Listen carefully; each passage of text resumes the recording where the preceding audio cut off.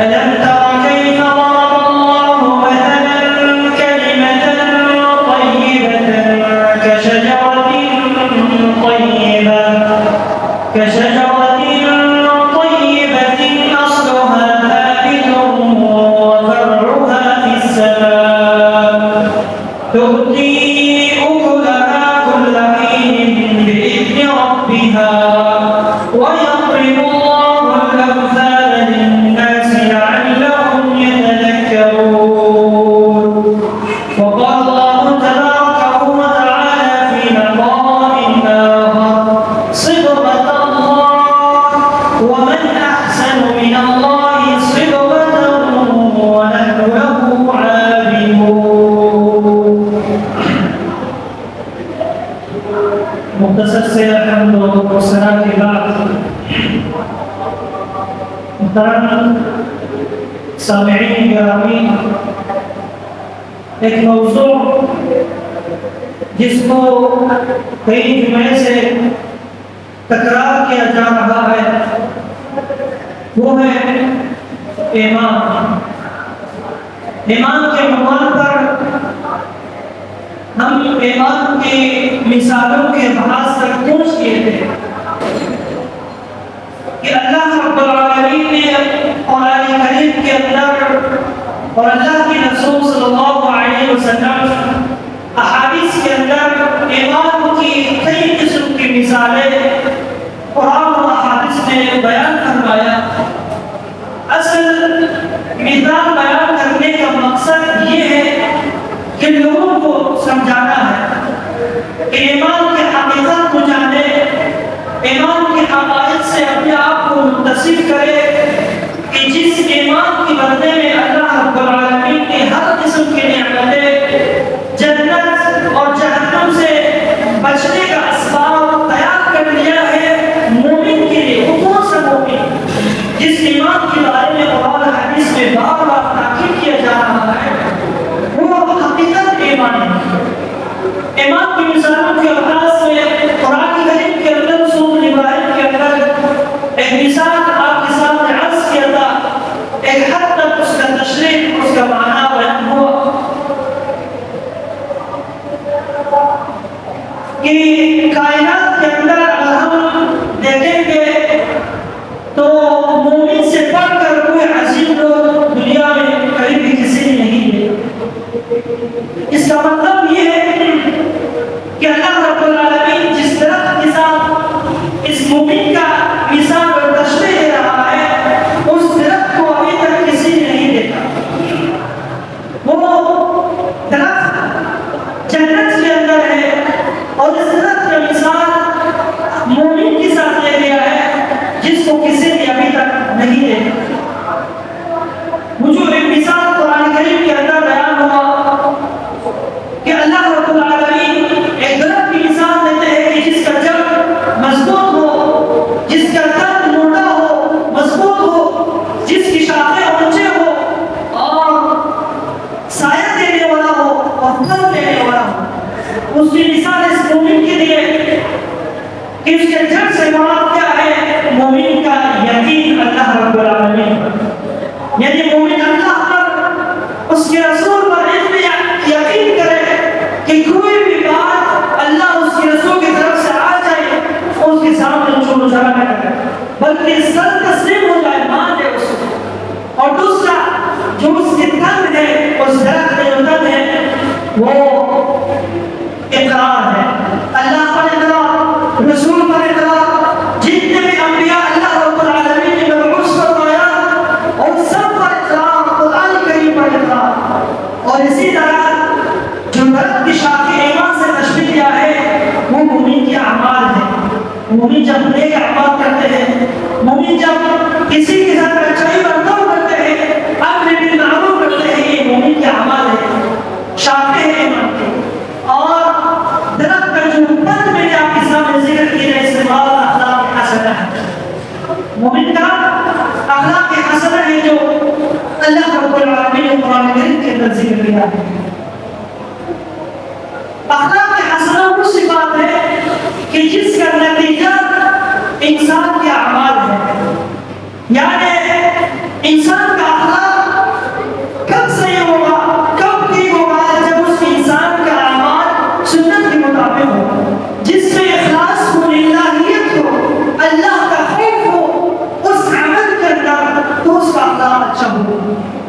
اخلاق کا نتیجہ کیا ہے؟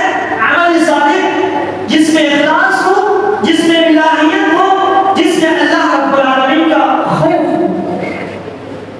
قرآن کریم کے اندر اللہ رب العالمین اسی نقطے پر اشارہ کرتے ہیں کہ صبغۃ اللہ ومن احسن من اللہ صبغۃ ونحن له عابدون۔ یہود و نصارہ کے رب پر اللہ رب العالمین نے یہ آیت نازل فرمایا۔ یہود و نصارہ کیا کرتے تھے؟ جب ان کے گھر میں کوئی بچہ پیدا ہو جاتے تو اس بچے کو زعفران رنگ سے وہ رنگ لگایا جاتا، وہ کہتے ہیں کہ اللہ کا رنگ پکڑ گیا، اب تک کا جنتی ہو گیا۔ لیکن اللہ رب العالمین کیا فرماتے ہیں؟ صبغۃ اللہ ومن احسن من اللہ صبغۃ، اللہ سے بڑھ کر کوئی بہترین رنگ ہو ہی نہیں سکتے کہ یہ آپ اس کو رنگ لگاؤ اس سے یہ جنتی ہو گیا، اس سے اللہ کا رنگ پکڑ لیا، نہیں۔ ومن احسن من اللہ صبغۃ ونحن له عابدون۔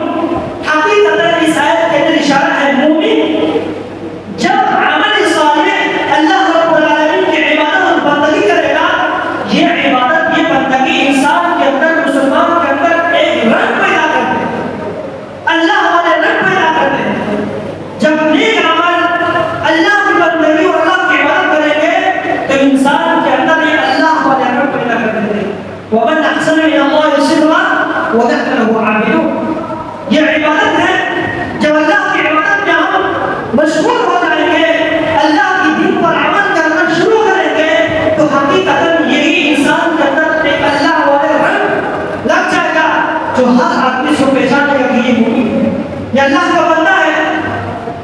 آپ صحابہ کرام سے زندگی مطالعہ کریں، اسلام سے پہلے تاریخ کے اوراق کو پلٹ کر کے دیکھا کریں کہ صحابہ کرام اسلام لانے سے پہلے کیسے تھے۔ وہی صحابہ، وہی زناکار تھے، وہی چوری کرنے والے تھے، وہی قتل غارت کرنے والے تھے، لیکن جب اسلام آ گیا 100% اپنے اندر تبدیلی آئی۔ 99% نہیں ہے، 100% اپنے اندر تبدیلی لے کر آئے۔ کیوں؟ یہ قرآن، یہ سنت ایسے دوا ہے، ایسے علاج ہے کہ صحابہ کرام کے دل کو ایک دم تبدیل کر دیا۔ اور آج کل آپ خود دیکھیں، ہمارے سامنے قرآن سنت جتنے ہی تیزی سے یا کم، جلدی یا آسان بیان ہو جائے، ہمارے اندر اثر نہیں کرتے۔ کیوں اثر نہیں کرتے؟ وہ صحابہ کرام تھے جن کے ایمان کی گواہی اللہ رب العالمین قرآن کے اندر دے رہا ہے۔ جب اسلام آ گیا ان کے اندر تغیرات، تبدیلی، انقلاب پیدا ہو گیا ان کے دلوں کے اندر۔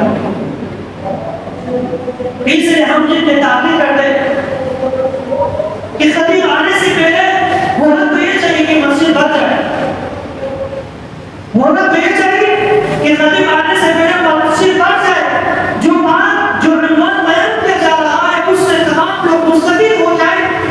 لیکن سننے کے باوجود، تاکید کرنے کے باوجود ہم میں یہ سستی ہے، ہم تبدیل کیوں نہیں ہوتے؟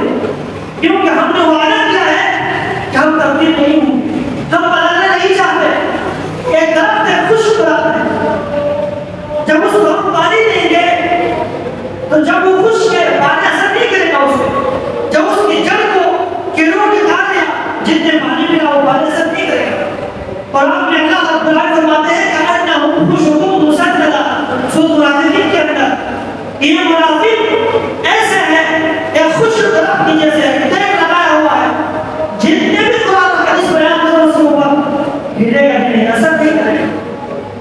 یہ منافقین کی صفات ہے کہ جب قرآن حدیث سنتے ہی تغییر اور تبدیلی دلوں کے اندر نہیں آتے۔ یاد رکھنا ہمارا عمل بڑا خطرناک ہوگا، ہمارا اپنا زندگی انجام بڑا خطرناک ہوگا۔ ہم اس کو سادہ سمجھتے ہیں، یہ کچھ بھی نہیں ہے، یہ دنیا کی زندگی ہے، چند دن کی زندگی ہے، لیکن اصل زندگی آخرت ہے، وہاں اللہ کے سامنے حاضر ہونا ہے اور سوالوں کا جواب دینا ہے۔ صحابہ کرام قرآن کریم کو شفا کے طور پر استعمال کرتے تھے، دوائی کے طور پر استعمال کرتے تھے۔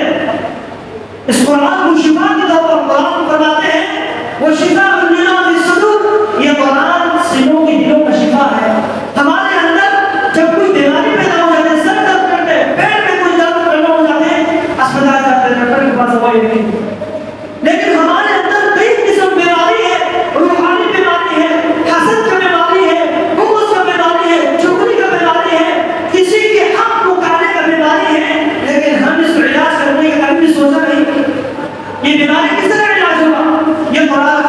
علاج ہوگا. قرآن سننے کے بعد، حدیث سننے کے بعد اگر تغییر تبدیلی ہمارے اندر نہیں آتے تو یاد رکھنا یہ صفت کس کی ہے؟ یہ منافق کی صفت ہے. قرآن سننے کے بعد تغییر ہمارے اندر نہیں آتے. الغرض مسلمان مومن وہ ہے جب قرآن حدیث بیان ہو جائے ان کے رونگٹے کھڑے ہو جاتے ہیں، ان کے دل میں تغییر تبدیلی آ جاتے ہیں، ان کی معاشرت سلوک کرتے ہیں، معاشرت انصاف والا معاشرہ ہو جاتے ہیں. اس لیے اخلاق کو اللہ کے رسول نے بیان فرمایا نتیجہ ہے عمل کا. اخلاق کس چیز کا نتیجہ ہے؟ عمل صالح کا. وہ عمل جو سنت کے مطابق ہو، جس میں اخلاص ہو، جس میں اللہ رب العالمین کا خوف ہو. اللہ تعالیٰ فرماتے ہیں ان الصلاۃ تنہی عن الفحشاء والمنکر، یہ نماز بے حیائی اور برے کاموں سے روکتی ہے. لیکن ہمیں کیوں نہیں روکتے؟ نماز پڑھتے ہیں چغلی کرتے ہیں، نماز پڑھتے ہیں غیبت کرتے ہیں، نماز پڑھتے ہیں دوسروں کا حق کھاتے ہیں. کیوں اثر نہیں کرتے؟ کیوں یہ نماز ہمیں بے حیائی اور برے کاموں سے نہیں روکتے؟ کیونکہ ہماری زبان صحیح نہیں ہے. حدیث میں فرماتے ہیں کہ انسان کے سارے عمل کا دار و مدار اس کی زبان پر ہے. جب زبان صحیح ہوگا تو دل صاف ہوگا، جب دل صاف ہوگا تو یہ دل کے جو اثرات ہیں ظاہر میں معلوم ہوگا، ظاہر تبدیل ہو جائے گا. لیکن جب زبان خراب ہوگا، نماز پڑھتے ہیں اور جب مجلس لگاتے ہیں بلڈنگ کے اندر، بازار کے اندر، تو ہم ایک دوسرے مسلمان کا گوشت کھا رہا ہوتا ہے، اس کا قیامت کا حق کھا رہا ہوتا ہے، ہمیں پرواہ نہیں ہے. یہ گناہ ہے، یہ بیماری ہے، اس کا علاج قرآن حدیث سے ہوگا. روحانی علاج ہوگا قرآن کی طرف. قرآن کو مطالعہ کرے، پڑھے، اس پر عمل کرے. حقیقتاً یہی قرآن جو صحابہ کرام سب سے سرکش تھے ان کو تبدیل کر دیا، ہمیں بھی تبدیل کر دیا. لیکن شرط یہ ہے کہ ہم قرآن کی طرف آ جائیں. پھر اس لیے اللہ رب العالمین مومن کی مثال اس پاک صاف درخت جیسے دیا ہے. چاہتے ہو کہ کامل مومن بنو، اللہ رب العالمین کہا ایک مقبول مومن جس کو اللہ تعالیٰ قیامت کا دن جنت نصیب کرے گا، وہ مومن بنو. تو اس درخت جیسے صفات پیدا کرو جس کا جڑ مضبوط ہے. مومن کا یقین اللہ پر مضبوط ہونا چاہیے. مہنگائی ہو، غیر مہنگائی ہو، گرمی ہو، سردی ہو، کوئی بھی صورت حال ہو، اللہ پر یقین مضبوط ہونا چاہیے. اور اس کا اقرار اللہ رسول پر، قرآن پر، انبیاء پر ہونا چاہیے. اس مومن کے اعمال جو ہے جس میں اخلاص، جس میں اللہ کا خوف ہو، پھر یہ مومن کے بندے میں اللہ تعالیٰ نے جنت نصیب فرمایا. ان الذين آمنوا وعملوا الصالحات سيجعل لهم الرحمن ودا. دوسرا مثال اللہ رب العالمین نے اور اللہ کے رسول نے قرآن کے اندر، حدیث کے اندر بہت سارے مثال بیان فرمایا. مومن کی مثال، مومن کی تشریح رب سے دے دیا ہے.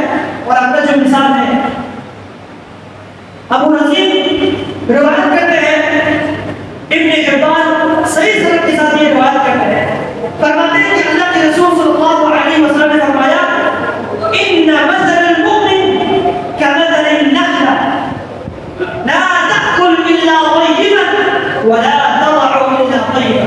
عجیب ہے، اللہ کے رسول کے حدیث حکمتوں سے بھرا ہوا ہے، لیکن اس کو سمجھنے کے لیے سے توجہ نہیں رکھتا. اللہ کے رسول مومن کی مثال شہد کی مکھی کے ساتھ دے دیا ہے. اس میں کیا علت ہے، اس میں کیا حکمت ہے؟ اب آگے سنیں. اللہ کے رسول صلی اللہ علیہ وسلم فرماتے ہیں ان مثل المؤمن، یقیناً مومن کی مثال اور شہد کی مکھی کی جیسے ہے. لا تأكل إلا طيبا ولا تضع إلا طيبا. شہد کی مکھی کافی نہیں ہے مگر صاف، مگر پاک صاف چیز کافی ہے. ولا تضع إلا طيبا، اور کافی بھی نہیں ہے مگر پاک صاف. اور اسی حدیث کو دوسری روایت میں مسند احمد، امام احمد رحمہ اللہ بیان فرماتے ہیں. لیکن اس روایت کو بعض علماء نے کچھ کلام کیا ہے اور بعض نے صحیح کہا، لیکن معنی صحیح ہے. عبداللہ بن عمر کی روایت ہے، فرماتے ہیں اللہ کے رسول نے فرمایا والذی نفس محمد بیدہ، والذی نفس محمد بیدہ ان مثل المؤمن لكمثل النحلة أكلت طيبا ووضعت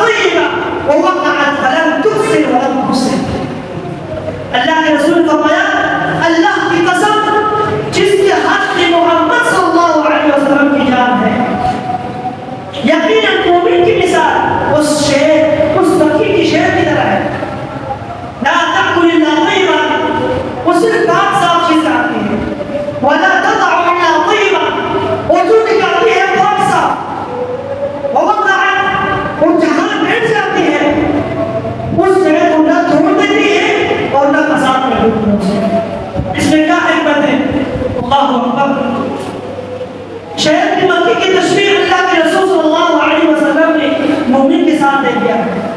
یہ تشبیہ تمثیلی ہے. علم بلاغت میں مقولہ ہے اور قاعدہ ہے. ایک تشبیہ تمثیلی، ایک تشبیہ کلی. تشبیہ کلی کا معنی ہے ایک چیز کی مثال دے کر دوسری چیز کو فائدے دیتے ہیں. اسی وجہ سے اللہ کے رسول نے شیر کی مکی کی مثال دے دیا ہے مومن کی مثال جیسے. پہلے لا تأکل الا طیبا. شیر کی مکی کی خصوصیات کئی زیادہ ہے جس کی عنوان پر کتاب میں علماء نے لکھا ہے حیات الحیوان الدنیا، کہ ہر جانور کی خصوصیات اور خصوصاً شیر کے بارے میں اللہ رب العالمین نے کئی فضائل اور کئی خصوصیات بیان فرمایا ہے. اب اس خصوصیات میں نہیں جائیں گے جو موضوع کے ساتھ تعلق ہے بیان کریں گے. پہلے لا تأکل الا طیبا. شیر کی مکی وہ صرف پاک صاف چیز کھاتی ہے، پاک صاف چیز کھاتی ہے. اور مومن کی مثال اللہ رب العالمین نے قرآن میں فرمایا یا ایھا الذین آمنوا کلوا من الطیبات واعملوا صالحا. اے وہ لوگوں جو ایمان لائے ہو پاک صاف چیز کھاؤ، پاک صاف رزق کھاؤ جو اللہ رب العالمین نے تمہیں بطور رزق دے دیا ہے.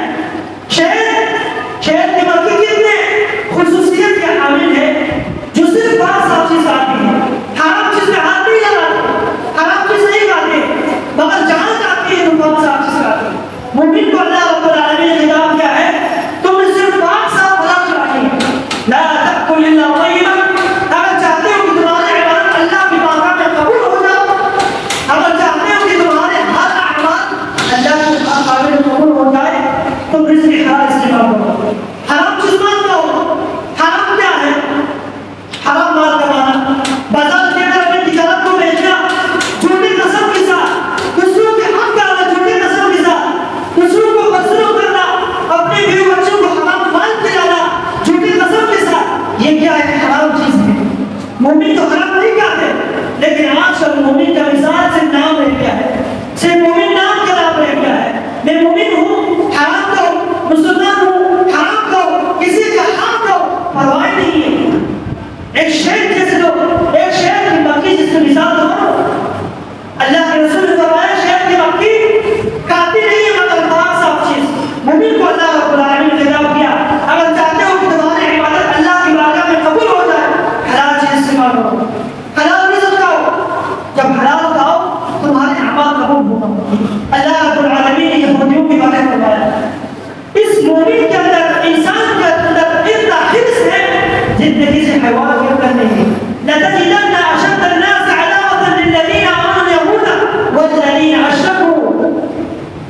اہل کتاب یہود و نصارہ اتنا حریص ہے اگر کہ انہیں 1000 سال عمر دی جائے پھر بھی وہ حریص ہے کہ اور ہمیں عمر دی جائے. لیکن اس کے برعکس مومن کو دیکھو، ایک انسان کو دیکھو، ایک مسلمان کو دیکھو، یہ بھی اتنا حریص ہے کہ دنیا کے پیچھے کسی کا حق کھانے میں پرواہ نہیں کرتے، جھوٹے قسم کے ساتھ شمار کر لیتے ہیں. اور یہ حرام ہے. مومن ہے یہ رزق آپ کے لیے حرام ہے، نہ کرو اس کو. غلط جھوٹے قسم کے ساتھ استعمال نہیں کرتا. اللہ کے رسول نے فرمایا جب مسلمان حرام مال کھائے گا تو ضرور بدر اس سے گناہ واقع ہوگا، ضرور بدر اس سے گناہ سرزد ہوگا. اس سے اجتناب کرو. اور یہاں تک کہ یہودی جو ہے دوسرے یہودیوں کے ساتھ ظلم نہیں کرتے، اس کا حق نہیں کرتے، اہل کتاب دوسروں کے ساتھ زیادتی نہیں کرتے. لیکن مسلمان مومن ایسے انسان ہے، ایسے قوم ہے جو دوسروں کے حق ماننے میں کوشش کرتے ہیں.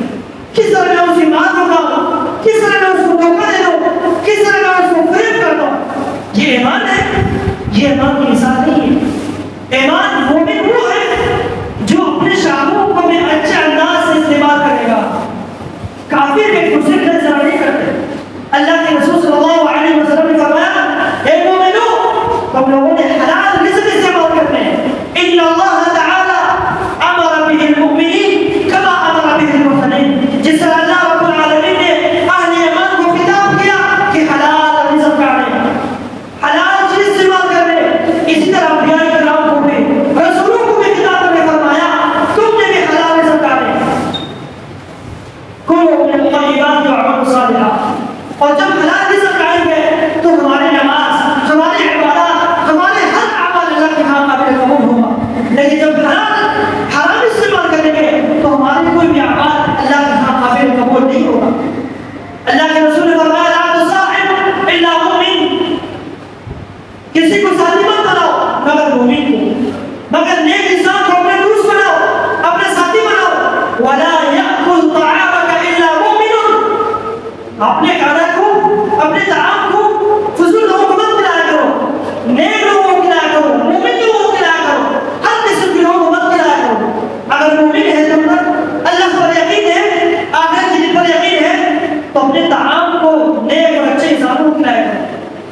تو شہر کی مکی کے اندر پہلے خصوصیت اللہ رب العالمین نے فرمایا وہ کیا ہے؟ حلال چیز آتی ہے، اور دوسرا صفت ولا تضع الا طیبا، اور نکالتی بھی نہیں ہے مگر پاک صاف چیز۔ مومن کی زبان سے اچھے الفاظ نکلتے ہیں، اچھی باتیں نکلتے ہیں، ایسے بات نکلتے ہیں جو دوسروں کے لیے علاج ہوتے ہیں، دوسروں کے لیے شفا ہوتے ہیں۔ لیکن آپ اپنے معاشرے کو دیکھو، ہماری زبان سے کیا نکلتی ہے؟ اللہ کے رسول صلی اللہ علیہ وسلم فرمایا من کان یؤمن باللہ والیوم الآخر فلیقل خیرا او لیصمت۔ جو شخص بھی چاہتے ہیں کہ آخرت پر اور اللہ کے دین پر ایمان لانا چاہتے ہیں، اسے چاہیے کہ اچھے بات زبان سے نکالیں۔ اگر یہ نہیں چاہتے، نہیں نکلنا چاہتے تو خاموش ہو جائیں۔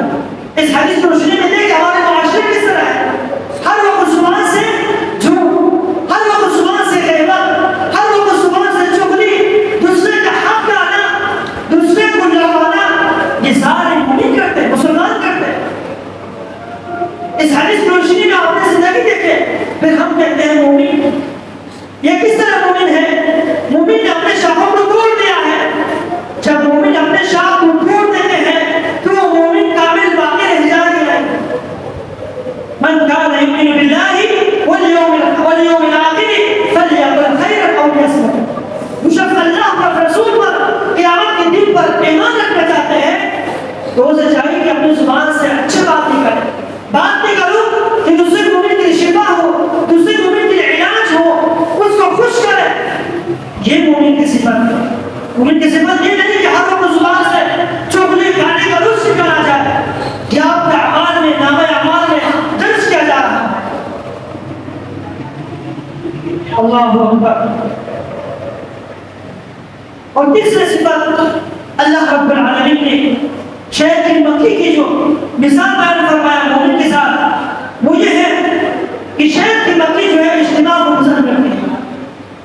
آپ کبھی دیکھا ہوگا کہ شہر کی مکی اکیلے کی جگہ پر جا کر وہ شہر نہیں نکلتے ہیں بلکہ اجتماع کو پسند کرتے ہیں۔ جہاں شہر نکلتے ہیں تو اجتماع کے ساتھ کرتے ہیں، گھر میں جہاں بناتے ہیں اجتماع کے ساتھ۔ مومن کو بھی اللہ رب العالمین نے خطاب کیا اس شہر کی مکی جسے تو بنو، مومن بننا چاہتے ہو نا، اس کی صفات اپنے اندر لے آؤ۔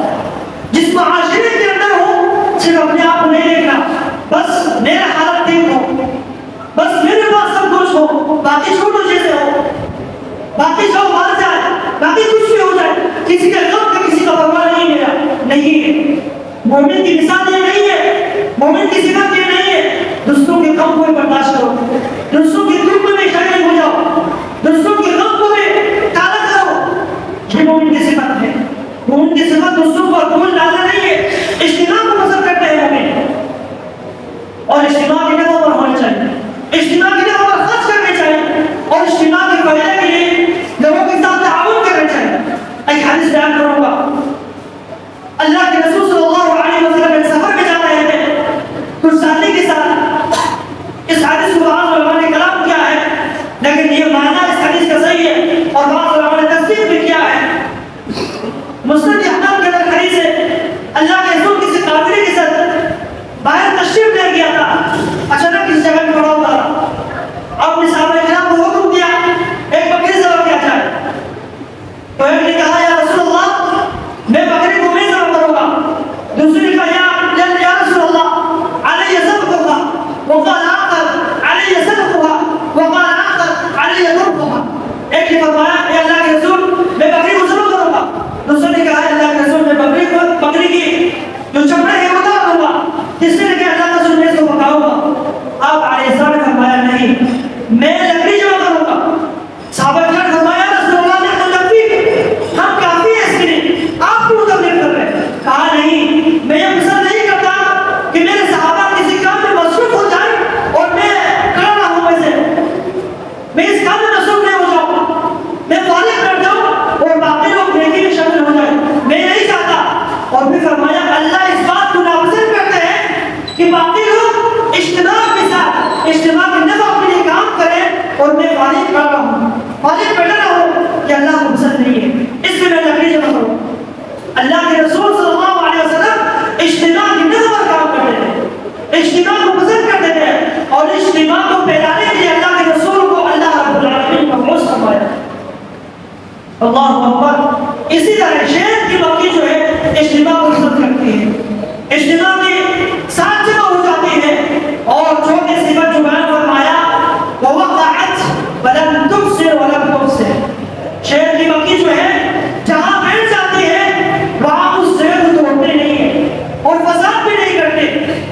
بھی اللہ رب العالمین نے یہ حکم دیا.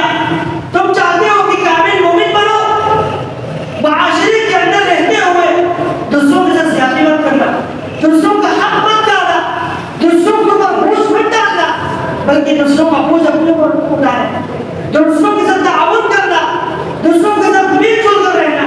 کم از کم شیخ کے بقی سے تو بنو, پھر اللہ رب العالمین کے ہاں ایک قابل مومن ہوگا. عبداللہ بن عمر رضی اللہ تعالی عنہ اللہ کے رسول صلی اللہ علیہ وسلم کے بعد تشریف لایا. یا رسول اللہ, ای العمل افضل و ای الناس افضل. اللہ کے رسول, سب سے محبوب عمل اللہ رب العالمین کے ہاں کون سا عمل ہے, اور انسانوں میں سب سے افضل انسان اللہ رب العالمین کے ہاں کون سے انسان ہے؟ صحابہ کرام کے پاس یہ سوال ہوتے تھے, کون سا عمل افضل ہے, کون سا ایمان افضل ہے, یہی سوال ہوتے تھے. آپ علیہ السلام نے فرمایا, افضل الاعمال الى اللہ خیر من انفع الناس. بہترین عمل اللہ رب العالمین کا ہاں وہ ہے کہ جو ایک مومن دوسرے مومن کے خیر خواہ ہو, دوسرے مومن کے نفع بخش ہو, دوسرے مومن کے لیے فائدہ دینے والا ہو. یہ اللہ رب العالمین کا سب سے افضل عمل ہے. احب الاعمال الى اللہ تعالی خیر من انفع الناس. تو لوگوں کو نفع پہنچانے والا ہو. اور پھر فرمایا, مومنوں میں اللہ رب العالمین کے ہاں انسانوں میں سب سے افضل انسان کون سا ہے؟ اللہ کے رسول نے فرمایا, سرور تدخل على المسلم. بہترین مومن, افضل مومن وہ ہے جو کسی مسلمان کے دل میں خوشی ڈال دے, کسی مسلمان کے دل کو خوش کرے, کسی مسلمان کو اللہ کے لیے ہنسائے, کسی مسلمان کے دل کو خوش کرے. یہ افضل مومن ہے. اور ہمارے معاشرے میں کیا ہے, افسوس ہے, اس حدیث پر عمل نہیں ہے. دوسرے مسلمان کو لڑوانے کے لیے کئی قسم کے ہم چال بناتے ہیں, دوسرے مسلمان کو لڑانے کے لیے جاسوسی کرتے ہیں, اس کی بات ہے اس کی بات اس کی بات بتاتے ہیں, اس کی بات اس کی بات بتاتے ہیں, آپس میں لڑا دیتے ہیں. بجائے اس کی مومن کو خوش کرے, مومن کو ناراض کر دیتے ہیں. اس سے اللہ ناراض ہو جاتے ہیں. اس لیے اگر چاہتے ہو کامل مومن بنو, حقائق ایمان سے متصف ہو جاؤ, صرف نام کا مومن اللہ رب العالمین کے ہاں قابل قبول نہیں ہے, صرف نام کا مسلمان اللہ رب العالمین کے ہاں قابل قبول نہیں ہے, بلکہ آپ اپنے اعمال کو ٹھیک کرو, اپنے شاخوں کو مضبوط کرو.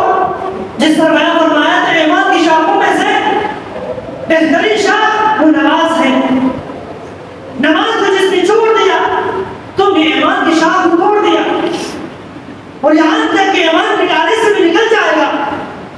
اور ہم مذاق کو توڑ کی بات جان بوجھ کر نماز کو چھوڑ دیتے ہیں, اور یہاں تک کہ نماز کو اپنے افضل اوقات سے لیٹ کرتے ہیں. اللہ کے رسول نے فرمایا, صحابہ کرام کو مخاطب کر فرمایا, تمہارے بعد ایسے لوگ آئیں گے جو ناخلق لوگ ہوں گے, جو نماز کو ضائع کریں. صحابہ فرماتے ہیں کہ نماز کو ضائع کرنے کا مطلب یہ ہے نماز کو اپنے اوقات سے ضائع کریں گے. آج کل نماز کو ضائع کرتے ہیں, کوئی پرواہ نہیں ہوتے, اللہ کے ذکر سے غافل ہوتے, کوئی پرواہ نہیں ہوتے. وجہ یہ کہ ہم حقائق ایمان سے دور ہیں, ہمارے دل اندر سے گندا ہو چکا ہے, دل اندر بیماروں سے بھر چکا ہے. اس دل کو علاج کس طرح کریں گے ہم؟ قرآن اور حدیث کے ساتھ. لیکن جب اس دل اندر سے خراب ہو, درخت کی جب جڑ کو کیڑوں نے کھا لیا ہو, دوسرے اڑ چکا ہو, اس کے اوپر جتنے پانی ڈال دیں گے وہ پانی اثر نہیں کرے گا, اگے گا نہیں ہے. اسی طرح دل جب اندر سے خراب ہو چکا ہو, گناہوں سے بھر چکا ہو, جتنے ہی قرآن اور حدیث بیان ہو جائے اس دل پر اللہ نے مہر لگایا ہے, اثر نہیں کرے گا. جتنے ہی جنت جہنم کا تذکرہ کرو, اللہ کے خوف کو ان کے سامنے بیان کرو, اثر نہیں کرے گا, کیونکہ دل مردہ ہو چکا ہے, اللہ نے مہر لگایا. اب اس کا علاج ایک ہے کہ حقیقتاً وہ ارادہ کرے, اللہ سے دعا کرے, توفیق مانگے, تاکہ اس کے دل کو اللہ رب العالمین سے گناہوں سے صاف کرے. پھر یہ حقیقی مومن ہوگا, اللہ رب العالمین کا ہے قابل مقبول مومن ہوگا. اللہ رب العالمین سے دعا ہے کہ اللہ ہمیں ایمان کے حقائق سے متصل ہونے کی